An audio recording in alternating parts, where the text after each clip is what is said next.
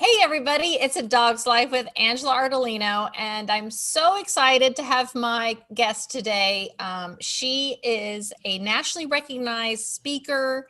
She is an accomplished author, and she is a professional singer. And what makes it all incredible is that she's also a blind person.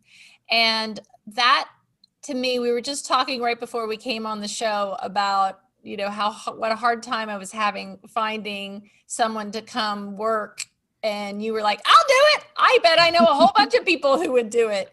But I think you're an inspiration, because I just feel like anything nowadays, I hear a lot about mental health nowadays, and I feel like I love that we're all talking about it, but I want it to be something that we recognize that we shouldn't fear it and that we have to get past it. And to me, it's being used as a crutch or an excuse for not working or having a job or taking on something bigger than yourself or putting yourself out there. So Gail Hamilton, thank you so much for joining me today. We're going to talk about your work with dogs and how dogs have helped you, but I want to talk about you first. And I want you to kind of like put a message out there that says, hey, no excuses. Go for what you want. You have what it takes. Tell us a little bit about your story and how you got to where you are today. Well, thank you first for having me on. And my story, well, I've had, this is a real, is in what you said, I've started a couple of operas. I've built my former Habitat for Humanity house. I've climbed the Sydney Harbor Bridge last year before the pandemic. And I've written my own book. And I've had 6 phenomenal CNI dogs. And beyond all that, the other part of me, I was born prematurely. They put too much oxygen in the incubator, 100% pure oxygen for 6 weeks, and that caused my blindness. I had partial sight when I was a kid. I have a twin, and he was not affected, everybody. Oh, Okay, I get to ignore that, right? sorry. I saw the microphone was on. Sorry about that. I was like, what was I was that? like, I know, I'm going, what? All right, Sorry so about do you that. want us to start it again, Brasco? Yeah, start with the answer, Gail. Okay, Thank you so so much. Gail, we'll start with your answer. Okay. So my story is I have the highlights are I've starred in 2 operas. I have built a former Habitat for Humanity house. I've written my autobiography, and I climbed the Sydney Harbor Bridge last year before the pandemic. And then the other part of my life, the challenges I've had is I was born 2.5 months premature. I weighed 2 pounds. I'm a twin, and they put 100% pure oxygen in the incubator for 6 weeks, which caused my eyes to have retinopathy of prematurity and partial sight when I was a kid.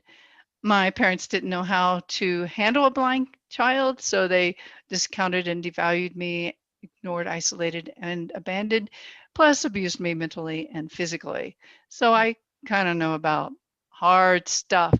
Beyond that, I've been discriminated against when I was getting my master's of music degree. I had a judge tell me I couldn't be a performer, an opera singer because I was blind. I had people in my doctorate degree say, oh, they couldn't teach me. It was too hard. I couldn't get my degree. And even in my psych degree, they said, oh, no, you can't be a psychotherapist because you're blind, as if I What didn't the know heck, that. man? Yeah. So, and I've had lots of discriminations with cabs because of my CNI dogs. I've had 6 phenomenal ones. Or not, and denied into restaurants because of having my CNI dog. So I've had discrimination. Oh, and I've had suicidal thoughts and depression and been in bad relationships, and I've had surgeries and financial stuff. So I know about the hard, and I know about how to walk through the hard. And not, you don't overcome it, I don't think, because, that's like saying it never happened, but you walk through it and you know how to cope with it. And then you get on the other side, and there always is hope, and you always can make it through it. Because I did, I think I forgot, I was Miss Colorado Senior America and fourth in the National Miss Senior America pageant. So, Is there anything that you fear anymore? Is there anything? I think twice when I have to cross a street, and I have written blogs about the psychological and the physical about that. I think because my parents sheltered me so much when I was a kid, and so when I cross the street, psychological or physical, I kind of think about it and I go, but my philosophy is your desire to fly, or the it in your life, has to be bigger than the fear of falling, or that it in your life. So my desire to cross the psychological or physical street in my life has to be bigger than my fears. So when I become conscious, because when the conscious mind becomes aware, you have to become responsible. That's when I become responsible and take action. As long as I'm subconscious about my whatever that it is, then I can kind of hang out and but then I'm being a victim. So once I become aware, then I have to be the creator of my life and my destiny, and that's when I choose to take action. Amazing. When's the first time that how old were you when you got your first seeing eye dog? I was 25 years old, and I was just starting, or about the middle of my master's in music degree. Amazing. And what was that like?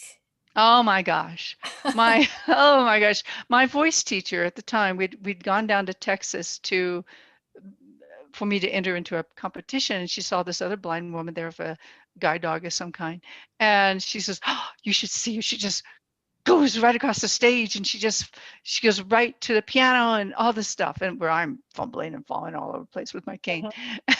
And so I applied, checked out all the different schools, and I chose to go to the Seeing Eye in Morristown, New Jersey, because they were the original Seeing Eye dog organization. And I thought, if I'm going to put my life in a dog's paws, then I want the original, I want the best. And so first time I had the harness handle in my hand, and we walked down the street. Wow, I'm getting choked up. That's amazing. It felt like flying. I felt so free and so independent, and I wasn't holding on to any body or any cane or anything. And I was just like, wow, I almost felt like normal in a way.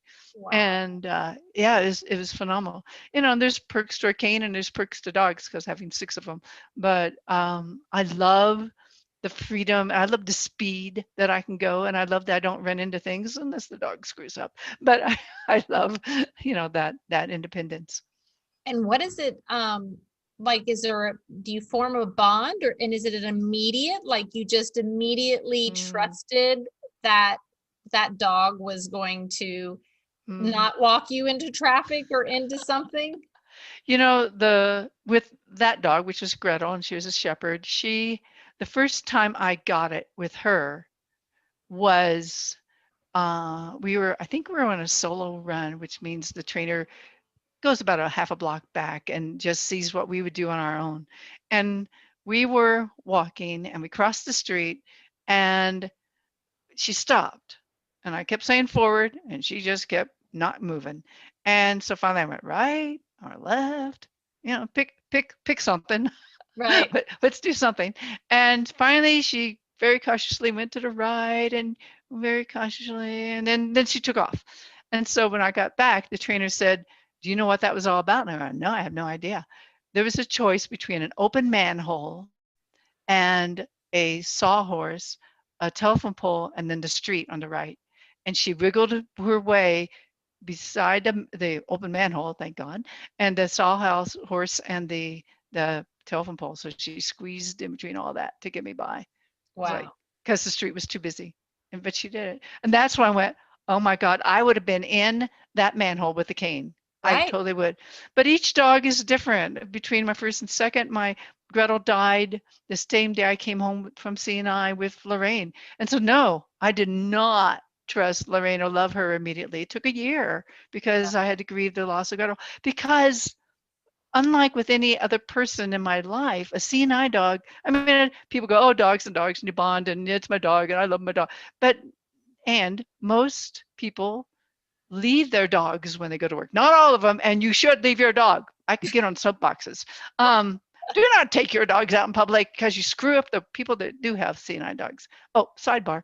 But I have sidebars. But most people do, should leave their dogs at home during the day while they work. And most people, they don't put their life in their dog's paws. And I put my life in, I trust it more than any other person. And we're talking about the lessons that she learned from her guide dogs and your seeing eye dogs. Is that what we call them? Seeing eye dogs? Well, mine's a seeing eye dogs because I go to the seeing eye and they are officially seeing eye dogs. People use that name as a generic brand like Kleenex, but and there's a difference. And there's difference. So if you don't know if they really came from the seeing eye school, you can just call them guide dogs. But mine actually are seeing eye dogs. Amazing. What can they do? They do everything that you would if you had seeing eyes? Is that what they're doing? I'm the brains, and they are just making sure that what I say and do is right for the most part. Awesome. So they go around the things that I don't know about are the obstacles, like the overhanging branches. They stop at all the curbs, or they should, and the cracks and all that. They point out where the doorknobs are. Crossing streets, that's where I totally trust them, and they are the king or queen in the street. I totally, it's not my domain to say what's going on there, but everywhere else we kind of work it out, and sometimes the dog's right, sometimes I'm right, just depends. Amazing. Okay, so you told us about Gretel, and then who was it now? What was your next dog? Was Lorraine? Lorraine, she also was a shepherd. Yes. And do you find that you're more attracted to the shepherds? Do you have more shepherds or is that just what they prefer at the Seeing Eye Institute? Seeing Eye is one of two schools. There's one school that does only shepherds. Seeing Eye does 1/3 of their dogs shepherds, and the others are Golden's Labs or Golden Lab crosses. At the time, I think, because when I got my first two, that was in 1978, 1987. So I think they might have used more shepherds, but there's still 1/3 shepherds there now. My next ones were Golden, Black Lab, another golden yellow lab cross, and then my last one was a golden. So these breeds are, I guess, best for this. I mean, yeah, smarter, they're smarter, and I think more temperament. They have the assertive plus the submissive qualities that are needed for seeing eye dogs. And I think the labs and the goldens are used now for better or for worse because the public thinks that they're nicer dogs. So, and then where shepherds are, oh, those are mean. And some ways it's great to have a shepherd because people go, does your dog bite? And I always went, she has teeth. I'd feel more comfortable walking around with a shepherd than a golden. Heck yeah. I mean, a golden, people are going to go, oh, nice dog, pet it. No, you cannot. Right. You cannot talk to it. No, you cannot wave your finger or blink or do anything. Please ignore me, because every time you do, it's distraction and it takes away the training one more smidgen. And all right, so tell us, people who don't know better, we can't run up and hug and pet every dog that comes up. How do they know that it is a seeing eye dog? It has a vest on? Not usually. I mean, it could. Usually they have a harness that has a U-shaped handle on it. Mm-hmm. And of course, then the person's walking behind it. So there's a good clue. But, right. But holding on to the handle, and it has a leash. So when you see a cute dog, be sure to look at the person attached to the dog, just in case it's not just being walked. Because I think that's what happens is people don't even look and see. And then, look to see if it's got the special handle or a vest on. And then, yes, ignore that dog. Ignore that dog. And not only do you, because it's a class 3 misdemeanor to mess with me. And I may not be so nice the next time I really get a dog out here, because my 5th dog was attacked in the middle of the street by a lady that had her dog on a flexi lead. So keep your dog under control. Really. Don't put it on a flexi lead in the middle of a busy street oh, my dog, I'm just taking it on a walk on a Sunday morning. Control your dog. It's your responsibility when you walk outside your door. I know it's a soapbox, to put it on a short leash, even though your dog may be. It's not a soapbox. I just opened up my second shop in downtown Tampa, and it's not nearly as busy as, other downtowns are, but it pretty much is. And it is amazing to me the amount of people who have no idea how to control their dog. Absolutely. Or train it. And most of the time it is one dog going after another dog. Right. And that is not a fun thing to happen, especially in downtown where there's busy streets and traffic, and it's not comfortable for anyone. And then all these people who are walking dogs, who are hired to walk dogs, who have no idea the neighborhood, no idea what the other dogs are like, have no training with dogs. And this is what you have to live in and walk in, and it's crazy. Right. And get rid of those damn retractable leashes. They are the worst. Yeah. Yeah. And it's all so easily preventable. Yep, it is. And 90% of us that have CNI dogs have been attacked by another dog. And what is happening? Like in my fifth dog's case, he had to be retired. A $70,000 dog ruined in 1 second and had to be retired, and is now a police dog sniffing out lithium batteries for a prison, last I heard. So yeah. And then I had to wait. Besides Maggie in March, I had to be rematched because I hurt myself. But basically, I've waited 2 years for another dog. Wow. Part of it's been pandemic. Right. But still 2 years. It's amazing. Well, so we've told the people not to touch them. We got to get control of your dogs, guys. Get rid of the retractable leash. Get a trainer. Watch some videos. You are in control of your dog. And if you're not in control of your dog is going to take control of you. And that is not what you want. So you need to make sure that you get that training. I feel like everybody in the world has gone out and gotten a puppy and they have no idea how to train it. So you've got to, taking it out when it is young and training it, not waiting a year. I own a groom shop. So I get people who bring a dog in after a year. It's a year old and it has never been in a groom shop, and they don't understand why they can't cut its nails or why it hates the dryer in the water and everything else. So these things are so important, you guys. We live in a world and we need to share it with everybody and protect our pups. That's awful to hear. I didn't even think about that. Okay. So tell me more about your pets. What are some lessons that you learned from them? I love my dogs. I trust some of them. I can't imagine. I just can't imagine, Gail. It's so amazing and inspirational to think about that. So tell me more. What are some other lessons that you learned? I'm sure the number one thing I try to teach people about training is how important consistency is. Mm-hmm. Yeah, they say it's CNI. I remember I bring it up sometimes. They go, we never said that, but trust. Let's see, consistency, love, and discipline were three things I totally remember from my first dog, Gretel, that they always said, like we do obedience every day. And that's the time when I have total control of my environment and what that dog is doing. That dog should be sitting when I say sit and resting when I say rest and going down and going up. And I have, and doing that every day makes the dog go, oh, I'm now going to go to work. This is my work mode.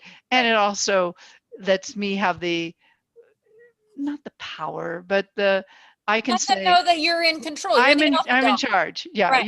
You're the alpha dog. Yeah. You get to say so in the street, but I get to say so at home. Right. So trust, love, commitment, and my other ones besides consistency, love, and discipline. Yeah. Right. And respect, I'm sure. Respect. Absolutely. Absolutely. It sounds just like raising a child. Yeah. Yeah. Yeah. I'm reading a phenomenal book. I bet you've read it. The Animals Make Us Human by Temple Grande. Yes. And, phenomenal book. And she talks about how dogs are other beings and to be respected and valued. Their psyches are they're beings, and they're not just dogs. Right. It's Yeah. like even like the dog that I have that barks the most, Jolene. I will watch her. Someone will come up on the lake or drive down the driveway or whatever it is. I will see her bark, and then I see her turn around and check in with me. So instead of me just yelling at her to stop barking and yelling at the same time that she's barking, she's not going to hear me, Right. but wait for her to turn around and look at me and go, "No, Jolene, no bark." And she'll stop. So it's Awesome. kind of like I have caught myself now going, "Thank you, Jolene, continue barking." So yeah, I feel like you've got to respect. There's a reason they're doing something, why they're doing whatever it is that they're doing, and to respect it. Just like you respected the dog. Was it Gretel that prevented you from walking into the manhole? You were Absolutely. okay. Yeah. I'm going to do whatever the heck it is you're Yep. asking me to do, Yep. and hope that it's the right Yeah. thing. Yeah, it's a partnership, and they always say, like, follow your dog, follow your dog, follow your dog. If you hear that once, you hear it a million times, because we don't know. We're blindly walking out there. Right. And we're talking about the lessons she's learned from her dogs, her seeing eye dogs. And so I want to know kind of what the biggest thing. So did you have pets or dogs growing up? So was this like something that, you didn't even have dogs as pets? We had a beagle growing up, and the beagle died when I was in 8th grade. So, and then after that, we didn't have any dogs. I think we had cats or something. And then I went off to college and didn't think about it. So it wasn't really like you were a dog person or anything. This was like something new to you. Yeah, sort of. I didn't know really how to take care of them, groom them, feed them. It wasn't, the whole responsibility of taking care of a dog. So yeah, I've learned to be responsible, be a good parent, because if you're not a good parent, you can't. Why own a dog? Right. I take them to the vet twice a year, just because. Right. Yeah, you just do what you have to do to be in a good partnership with that dog, and that dog does so much for me. I mean, it's worth every penny of that $70,000. So Right. yeah, so lessons learned. I mean, I learned to open up my heart, and I learned to let their love in and my love out. I mean, that was probably a big lesson. Trust, trusting that dog. Even sometimes they're right, sometimes I'm right. It's like, okay, and to be willing to say, my bad, I'm sorry, I messed that up. Right. And I think that's a good lesson for us all to learn in life. We're not perfect. They're not perfect. And if you think you're going to get a perfect scene, they're not. The Maggie, my last one, she wanted to chase leaves. Sarge wanted to chase dogs. Vinny wanted to walk slow, very, very slow, So, it's like, I think he did once walk fast, but somehow when I got home, he was walking very slow. So he lost his passion, poor thing. And, the other one, I kind of screwed up with making him stop for every single driveway. Then he didn't want to go for anything. It's like, I'm not moving. So they all have their thing, and you just have to love them and learn to work with that. Like for Maggie, I told the trainer, I would let me know what her thing is, so that way I can work with it now versus later. She goes, oh, yep, squirrels and leaves. I went, okay, good to know. So how would you know that she sees a squirrel or a leaf? I think she'd pull harder, and then I'd be going, oh, nope, Mayday. no Yeah, squirrel. no, I don't think so. Yeah. Right. Yeah. I love that. That's amazing. Yeah. Yeah, it's all that harness is the total communication. And I think follow your dog is a really great lesson for all of us. I've written some blogs about follow your dog, follow your spirit. And so to me, it's like following a dog, you have to hold on to the harness and be able to flow like the wind, but be guided like a star. So you have to go, the dog goes left, you go left. The dog goes right, you go left, right. And you just, if it stops on a dime, you stop on a dime. And there's a reason for it all. And I think that's sort of like life and spirit. And when you reach the corners of life, you stop, you look, you listen, see what the traffic is. And if there's an obstacle, how do you go around that obstacle? And I write about how when you fall, because when you fall off a CNI dog at 4 miles an hour, it hurts really bad. Really bad. And so when you fall in life, how do you handle that? Do you sit down and go, cry? Sometimes. Do you sit down and ask for help? Sometimes to get up. Do you sit down? Do you just get it immediately back up and move on your way? Sometimes. And there's all those lessons of how we are with ourselves and with each other, and to learn. And I've learned that all from my dogs, about how to follow, how to trust, how to love, and to just keep on going. No matter what, hold on to that handle loosely. You can't hold on tight. You can't, Right. to the dog or to life, because the dog will get that, or spirit will get that. And if you don't just gently follow God, spirit, dog, then you're going to have a harder time in life. And then when there are those streets like I talked about a while ago, you have to cross them, and they are scary. But you have to do, if you want to get to the other side, you're going to have to stay forward and keep on moving. And you never look back of a dog. You never turn your head and go, oh, what's back there? You never do that. And just like life, you shouldn't, you should always look ahead. I love it. So everybody needs to do that. I want you to, the next time you go out, walk your dog, or if you don't even walk your dog, go take it for a walk and see where they take you. I love that, because because I opened this shop downtown. I don't know downtown like the dogs do, especially if they live there and they walk there all the time. So I love letting them take me where they go. And then I got to come back and say to their parents, hey, I noticed that they tried to go in this building, and they're like, oh my God, that's my friend's. That's where my friend live, and we go there all the time. Or, oh yeah, every time he goes to that pizza place, they give him a piece of, whatever it is. I'm like, yeah, I could tell. So I love that. That's a wonderful, fun thing to do with your dog. And I'm sure they'd be like, yeah, okay, let's go this way. Right. How can people find you online, listen more, and then of course get your book? Tell us about your book. My book is a memoir of my life, Soaring into Greatness, a blind woman's vision to live her dreams and fly.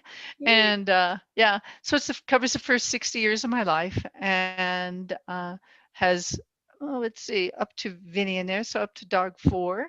And he was Mr. America. Because I was Miss America, he had to be Mr. America. I love it. Yeah. So it just talks about my whole life and all the challenges and obstacles, and then how I got to the other side, how my mind shifted and what caused that. And and hopefully inspire others that they can not overcome, but go through any challenge you have and get to the other side, because all things are possible. And you find me online by my website also is the same name, Soaring into Greatness, and my email is the same, Gail at soaringintogreatness.com. So I'm out there on YouTube and LinkedIn and Facebook and Instagram and all those things. Awesome. Everyone follow her. You're such an inspiration. Thank you so much for joining me today.